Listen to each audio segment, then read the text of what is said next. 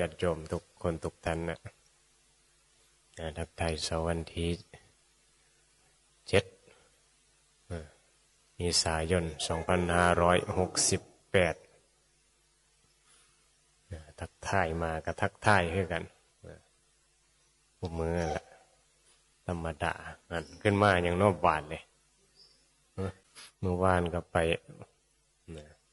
ตรวจแควตรวจฟันนั่นแหละไปว่าเราไปอุดฟันหมอตรวจก็ว่าอุดมาได้ละโอ้ต้องถอนไม่ได้ถอนก็รู้สึกปวดจักหน่อยอยู่ฉีดยามึนยาซ่าเข้าไปแล้วดึงเคี้ยวเนาะฟันเมื่อไปนั่นแหละ800ละถอนเคี้ยวซื้อกันตอนยังน้อยผัดบ่ต้องเสียเงินเลยเนาะถอนเคี้ยวกันซื้อมัดดึงรถวันนี้แบบเคี้ยวผู้ใหญ่มันยาวก็ต้องใช้เครื่องมือละเครื่องมือเครื่องซอยดึงแต่มีแต่คนก็หลายว่าละไปรักษาโรคเคี้ยวกันโรคฟันโรคเคี้ยวโรคฟันวันนี้มันก็มีคนหลายมันก็มีหมอไม่ยิ่งหมอผู้ชาย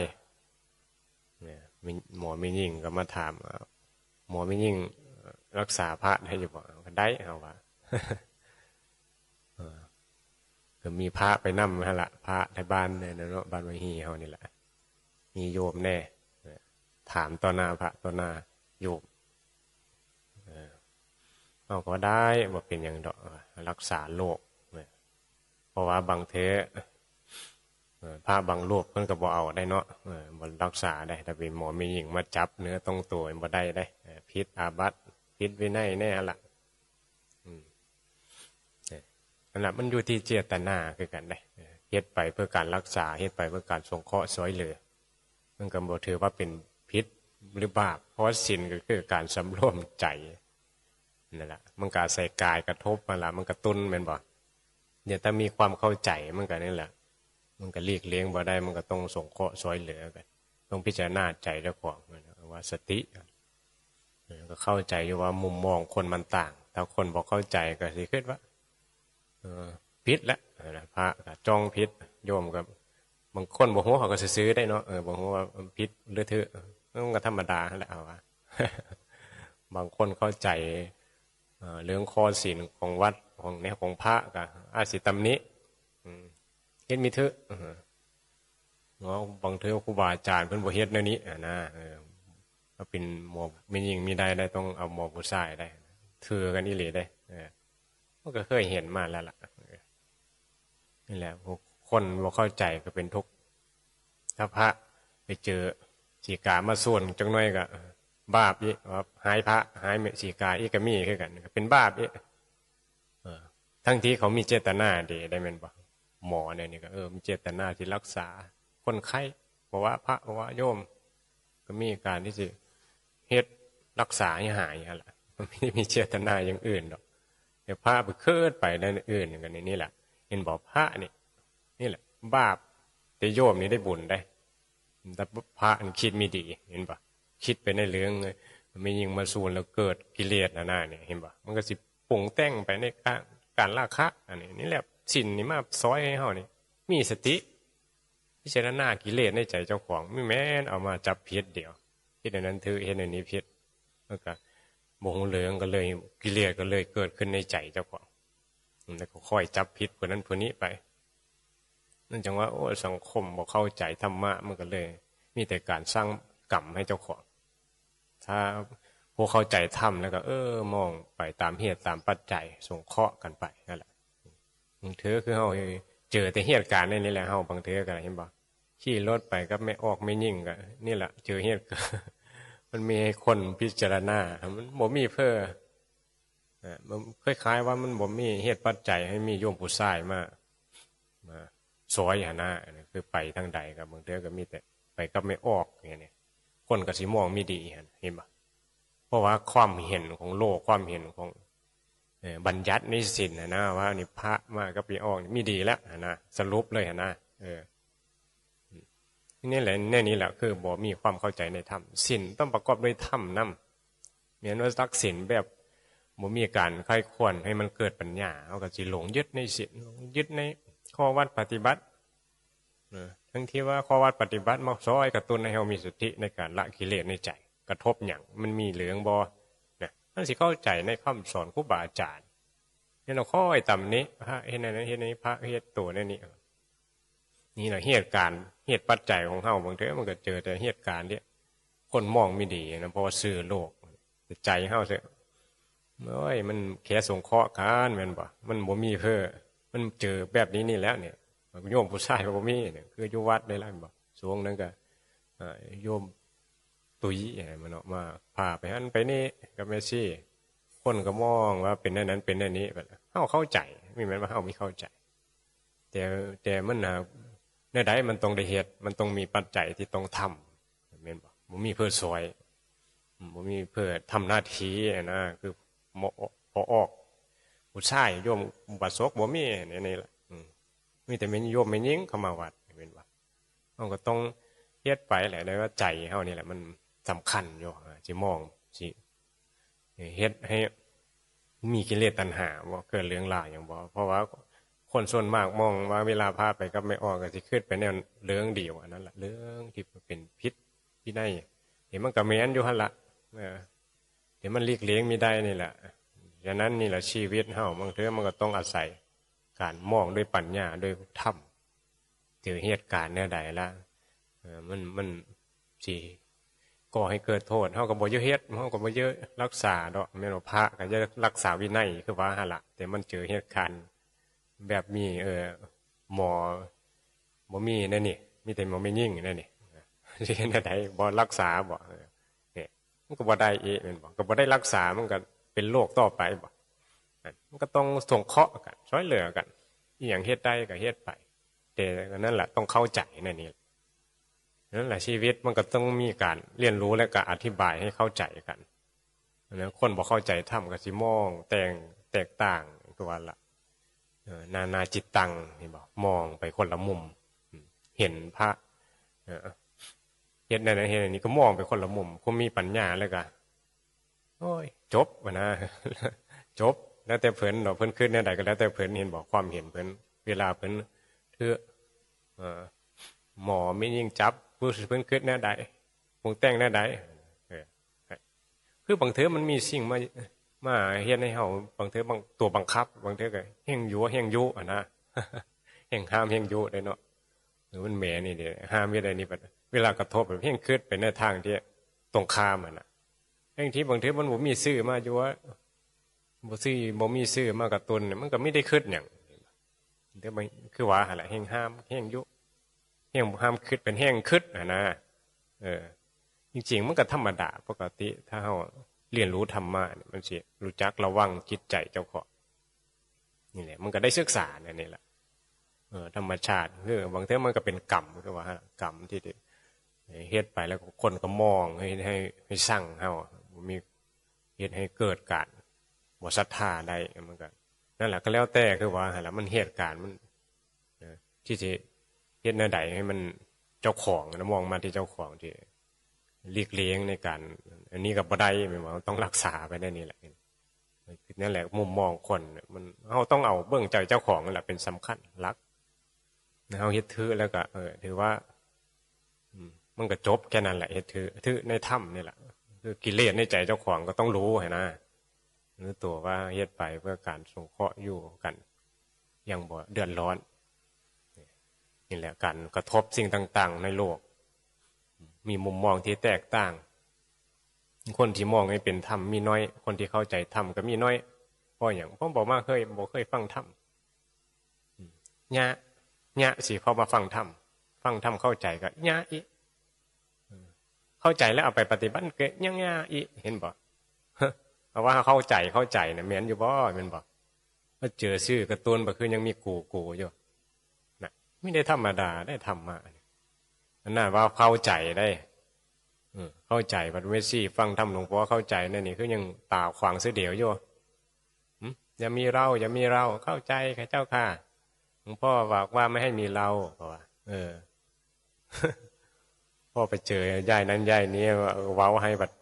มึงคือว่าคือกูเนี่ยนี่เด้ธรรมะนะว่าเข้าใจฟังทำอะไรได้เพื่อเบิ่งเอาได้เห็นบ่เฮามีแม้นง่ายๆคือว่าหลังธรรมมันต้องเข้าใจสภาวะธรรมที่เป็นธรรมดาธรรมชาติอีหลีโอ้มีเข้าใจในธรรมมันก็สิบ่หลงกับสิ่งปรากฏคือว่าหลังเมื่อพระเฮาก็คุยกันอยู่กับพระว่าเฮามีหมอมียิ่งรักษาในการนี้ละก็เฮ็ดไปรักษาเฮาอย่าไปคิดว่ามันผิดศีลหรือว่าอันนั้นกิเลสตัณหาดอกมันอยู่ในตัวเฮาอย่าคือว่าเข็งแล้วมันสิดีหรือว่าบ่เข็งแล้วมีดีเฮาก็บอกกันอยู่ว่าเฮานี่ธรรมยุทธ์คุยกับพระวัดบ้านนั่นล่ะวัดป่าวัดบ้านเนาะเขาแบ่งได้เราไม่ได้ยึดว่าเป็นสายใดสายนั้นสายนี้หรอกพระก็ว่าห่มเหลืองก็มีศีลอันเดียวกันนั่นแหละถ้าเข้าใจในธรรมมันก็ไม่ได้มีการแบ่งแยกดอกไม่ได้เปรียบเทียบดอกเข็งไปเพื่อหยังบอกให้จับไม่ยิ่งบอกให้สัมผัสไม่ยิ่งเพราะย้อนหยังเราก็ต้องเข้าใจสวยเหลือกันมันเพื่อเปลี่ยนไปเพื่อประโยชน์เนี่ยมันก็ควรที่สงเคราะห์กันเป็นแต่ว่านี่เจตนาที่มันถูกต้องในธรรมนั่นแหละอันนี้แหละมันต้องมีหลักที่ถูกต้อง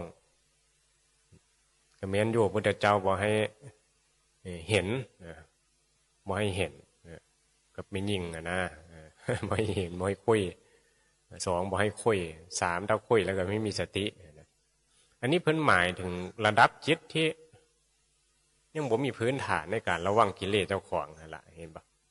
นี่แม้นว่ามันทุกคนได้เห็นบ่พระอรหันต์เนี่ยเพิ่นบ่ได้มีเรื่องกับสิ่งปรากฏละแม้มียิ่งสิมาสัมผัสเพิ่นก็บ่ได้มีความหลงเห็นบ่มันแก้ผ้ามาเพิ่นก็บ่ได้หลงว่าเป็นอีหยังนะเป็นแค่สักแต่ว่าเห็นนั่นแหละเห็นบ่ธรรมชาติของจิตนี่มันนี่แหละเพิ่นสอนให้เฮานี่เรียนรู้ตั้งแต่พื้นฐานนะเรียนรู้กิเลสเพื่อที่จะบ่มีเรื่องกับการกระทบต่างๆกระทบไม่ยิ่งก็คล้ายๆกับกระทบกับหินกับไม้นี่แหละเพราะมีวิญญาณเนี่ยนะให้เขามองเนี่ยนี่นะ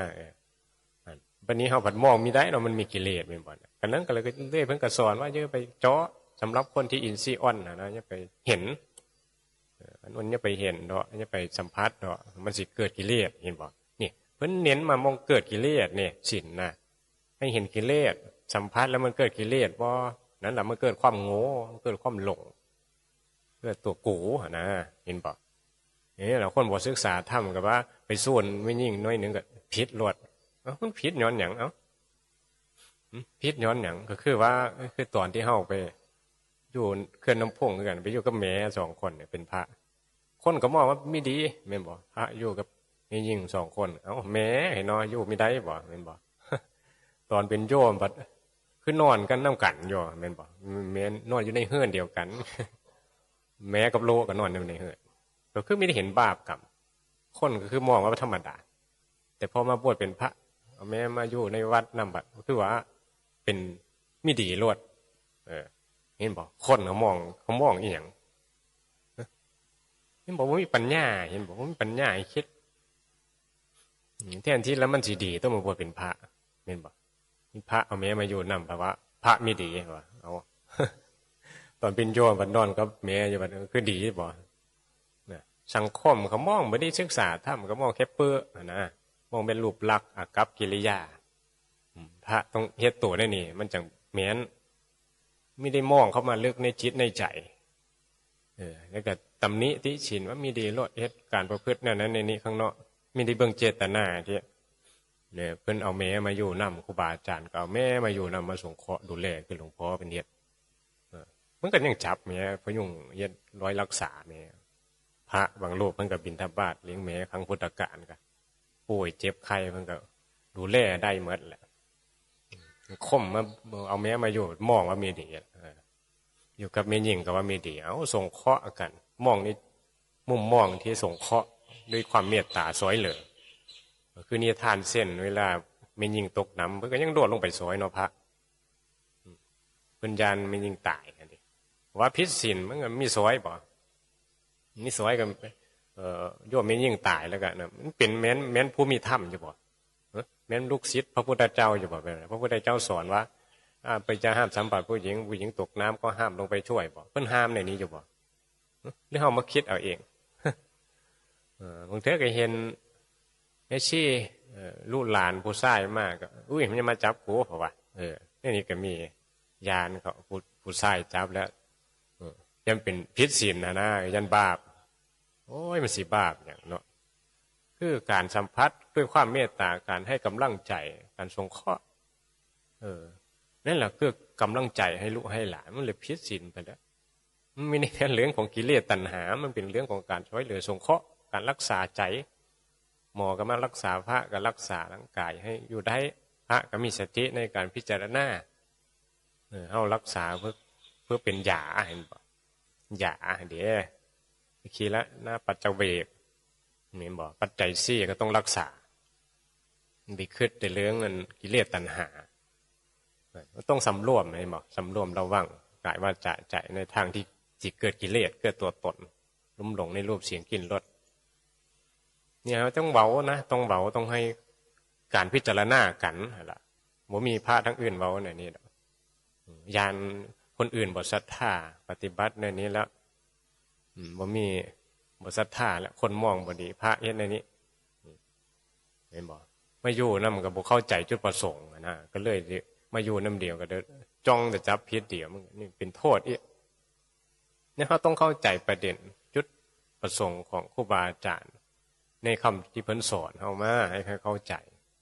นะครับกิริยาภายนอกถ้ามันหลีกเลี่ยงได้ก็หลีกเลี่ยงมีได้ก็คือว่าแล้วมันก็ต้องเฮ็ดไปเหตุปัจจัยเนาะบ่มีไผซอยก็ต้องซอยบ่มีไปเฮ็ดเฮาก็ต้องเฮ็ดปลูกต้นไม้อันนี้ละเฮาก็ต้องเฮ็ดเพราะบ่มีเพื่อซอยบ่มีเพื่อทำหน้าที่มาคนที่ซอยอีหลีบ่มีดอกมีแต่คนสิจ้องตำหนิเป็นส่วนมากคือว่าล่ะคนติในสังคมมีมากกว่าคนชมอย่างจริงใจคนชมอย่างจริงใจก็ยังบ่มีเห็นเฮามาสร้างวัดสร้างหันสร้างนี่กันมีแต่แม้นได้สิมาเยอะสอยมีแต่มาจองว่าเฮ็ดถือหรือเฮ็ดผิดแล้วก็หุ่มด่าตำหนิไม่ได้เห็นประโยชน์ว่าจุดมุ่งหมายเพิ่นมาเฮ็ดหยังสอบถามพระคุณเจ้าแน่เอาที่มาถวายและสร้างวัดนี่เพื่อจุดมุ่งหมายหยังไม่ได้มีผ่านสิคิดสิได้สงซอยโอ้เพิ่นมีเจตนาดีตัวนี่บ่มักมาด่าได้เพิ่นจะละได้นี่เฮายังเฮ็ดมีได้แม้แต่เข้าปันเดียวก็ยังเคยใส่บาตรนั่นจะละทีเพื่อสร้างวัดมาดูแลผู้ต้นไม้เฮ็ดกูอย่างให้โยมเข้ามาอยู่วัดนี่เข้ามาเบิ่งแน่เข้ามาพิจารณาเบิ่งแน่ก่อนสิตัดสินก่อนสิตำหนิก่อนที่มองในทางที่เกิดกรรมเกิดเวรเห็นบ่แม้แต่คนอยู่นี่ก็ยังมีเข้าใจก็มีมาอยู่แล้วก็ยังว่าเฮ็ดมีเถอะพระว่าอาจารย์จะเฮ็ดอีหยังแน่นั้นไม่เห็นเจตนาของเฮาเลยเห็นบ่มาเฮ็ดวัดมาเฮ็ดนั่นเฮ็ดนี่ให้ผู้อย่างแบบยังว่าเฮามีเจตนาอย่างอื่นอยู่นี่แหละสิ่งสำคัญโลกบ่มีปัญญาเข้าใจมันก็สิบ่มีจุดหมายที่จะละลายจะจิตใจเจ้าของให้มันพ้นทุกข์ไปได้ล่ะมันเกิดปัญญาทั้งที่เฮ็ดให้เบิ่งแสดงให้เบิ่งทั้งการกระทำแสดงให้เบิ่งทั้งความคิดคำเว้าคำจาก็มาอธิบายให้ฟังยังมีเข้าใจกันเห็นบ่โลกนี่เฮาอยู่เพื่อหยังแม่นบ่เกิดมาหยังก็มาสงเคราะห์กันศึกษาธรรมะกันแม่นบ่เรียนรู้ชีวิตที่มันเป็นทุกข์ที่มันยึดมั่นถือมั่นกับอันนั้นกับอันนี้เนี่ยปรารถนาความสุขรูปเสียงกลิ่นรสเอาจริงเอาจังกันจะได้สิ่งนั้นสิ่งนี้ยังสมหวังแต่สุดท้ายก็บ่ได้ดังหวังดอกผิดหวังหมดล่ะผิดหวังทุกสิ่งทุกอย่างเนาะในโลกนี้นะเจ้าสิจะสมหวังกับหยังสมหวังได้แต่งงานสมหวังได้ลูกสมหวังได้เงินได้ทองเนี่ยเป็นได้บัดนี้คือได้นอนในโรงศพนี่ได้หยังซะจิตใจที่มันมีกิเลสตัณหามันก็เยิดหลงมีเยอะตายแม่นบ่ให้แหละยิ่งมีเยอะตายเห็นคนที่ตายไปก็ให้นำมีเยอะเขาตายเป็นนั่นนะคนนั่นมันก็หลงวกมุนอยู่กับความเป็นเฮากับสิ่งนั้นสิ่งนี้ไปเพราะบ่อาศัยซื่อคำสอนพุทธเจ้ามาใส่ให้เกิดประโยชน์บ่อาศัยศีลมา คอยควบคุมจิตใจเจ้าของให้ละกิเลสเอาศีลมาแล้วก็มาโหว่าข้อนี้เป็นนั้นเป็นนั้นนี้ผู้บาอาจารย์หลวงปู่หลวงตาอิเลเพิ่นไม่ได้มีปัญหาดอกพระไม่พระอีหยังนี่แหละลุ้นไม่อ่านเราเข่งคัดต้องเฮ็ดนั้นเฮ็ดในนี้ไปตามพุทธพจน์พุทธวจนะเพิ่นมาในนี้ต้องเฮ็ดในนี้เฮ็ดในนี้มีถือผิดล้วนไม่ได้เข้าจุดประสงค์จุดหมายที่ชัดเจนว่าทุกมันมีอย่างนะเนี่ยบ่จำเป็นต้องเรียนรู้หลายก็ได้เอาหมวดถ้ำหมวดเดียวพระพุทธเจ้าเพิ่นว่าใบไม้ในกำมือเดี๋ยวมาหูว่าทุกเรียนรู้อริยสัจนั่นแหละให้มันชัดเจนนะแล้วมันเกิดขึ้นย้อนหยังแล้วจะมาแก้ไขในจุดนั้นแหละจุดที่มันเป็นเชื้อโรคจุดที่มันเป็นเฮ็ดให้เราทุกข์นั่นแหละให้เราหลงนั่นแหละให้เรามีกิเลสนั่นแหละแก้มันนั่นแหละนี่แหละจังว่าพระพุทธเจ้าไม่ได้สอนเรื่องอื่นหรือว่าลึกลับสอนทุกข์สอนความดับทุกข์แค่นั้นสอนให้เห็นทุกข์นี่แหละแล้วก็เห็นให้เห็นเหตุว่าทุกข์เกิดขึ้นเพราะบ่ฮู้จักเรียนรู้รูปนามกายใจบ่แม่นเฮาบ่ฮู้จักสภาวะธรรมตามความเป็นจริงว่าทุกสิ่งทุกอย่างอยู่ภายใต้อำนาจของความบ่เที่ยงคือสังขารเฮาก็หลงอยู่ในสังขารหลงคณะนี่แหละหลงเป็นเฮาในคณะนี่แหละหลงสังขารก็ได้หลงว่ามีเฮาแล้วก็พอใจอันนั้นอันนี้ดับไปพอใจอันนั้นนี้ดับไปบ่พอใจคือกันเกิดขึ้นตั้งอยู่ดับไปมีสติรู้ตัวไปนี้แล้วมันสิคลายความยึดในสิ่งปรากฏสุขอารมณ์ที่มันเกิดขึ้นก็รู้ดับไปทุกข์รู้ดับไปมีคนด่าคนชมมีคนมองในนั้นในนี้ตามสมมุติโลกบัญญัติโลกเขามีความเห็นมาในนั้นเฮ็ดในนี้จังเฮ็ดในนี้จังซื้อพระนี่เฮ็ดในนี้ผิดนะมุมมองเห็นบ่มันก็ยึดกันถ้าเห็นพระในนี้ไม่ดีนี่ไปใส่บาตรพระปฏิบัติไม่ดีนะอันนี้คือขึ้นไปตามข้อบัญญัตินะไม่ได้คิดว่าบัญญัติขึ้นมาเนี่ยให้เฮาศึกษาอย่างศึกษาใจเจ้าของที่บ่ให้เกิดกิเลสต่อสิ่งกระทบเห็นบ่เวลาเห็นไม่ออกเห็นไม่ยิ่งมาวัดมันกิเลสมันอยู่ไสอยู่นำไม่ออกคำบอกที่เฮาเห็นว่าเขาง่ามมันบอกมันอยู่ในใจเจ้าของใจพระที่โง่ๆนี่แหละเนี่ยมันเป็นหลงรูปปรากฏนี่มันหาเลี้ยงเห็นหรือเปล่าไปเห็นคนล่อไปหลงเขาเนี่ยนี่คือกันนี่เราสินบัญญัติขึ้นมาเพื่อว่าบ่ให้มีเรื่องบ่ให้ไปจับ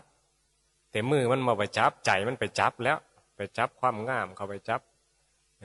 กิเลสที่เกิดขึ้นในใจเนี่ยไปจับเขาเลยเห็นบ่ว่าเขางามนั้นมันไปจับเขาเลยกิเลสมันเกิดนี่มีเรื่องรู้เหลืองเห็นบ่เรื่องสินนะไม่ได้สำรวมใจนี่แหละนี่แหละพิษแล้วพิษสินแล้วนี่ว่าไปจับแล้วมันพิษมันจับคือจิตนี่มันไปจับมันเยอะใดมันเกิดราคะหลงในรูปที่สาวงามแต่งสุดงามแต่งสุดมาอวดมาอ้างเห็นบ่หลวงเธอหลวงปู่หลวงตาเพิ่นก็หายในนี้แหละเพิ่นไม่ได้ว่าเพิ่นรังเกียจเพิ่นสั่งแต่ว่าเพิ่นยานพระบวชใหม่นะนี่หลวงพ่อพระบวชใหม่ยังทนไม่ไหวหลวงปู่หลวงตาเพิ่นมีสติปัฏฐานสติปัฏฐานธรรมแล้วโว้ยรูปมีอย่างก็คือรูปปรากฏแค่นั้นแหละรูปงามรูปคิดเล่กับสิ่งปรากฏนั่นเพิ่นพยายามมองให้เฮา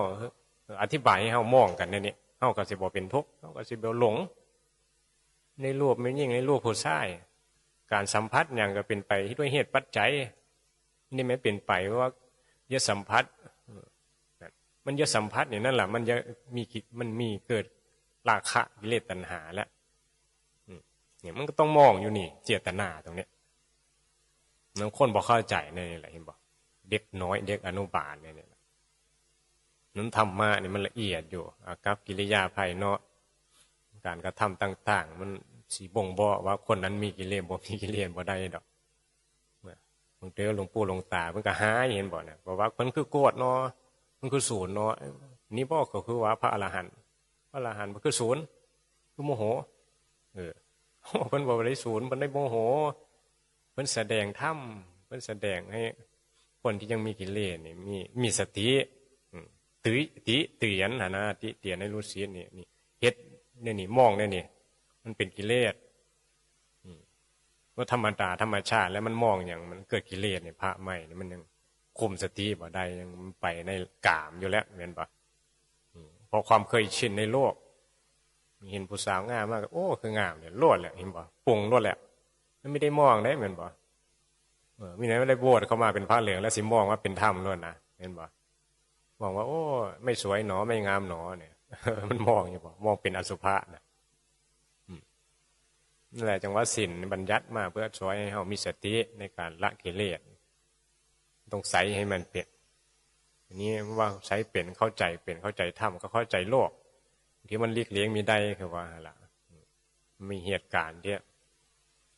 เหตุปัจจัยเกิดขึ้นเอากันว่าก็รักษาด้วยแล้วเพื่อสิมองในใดก็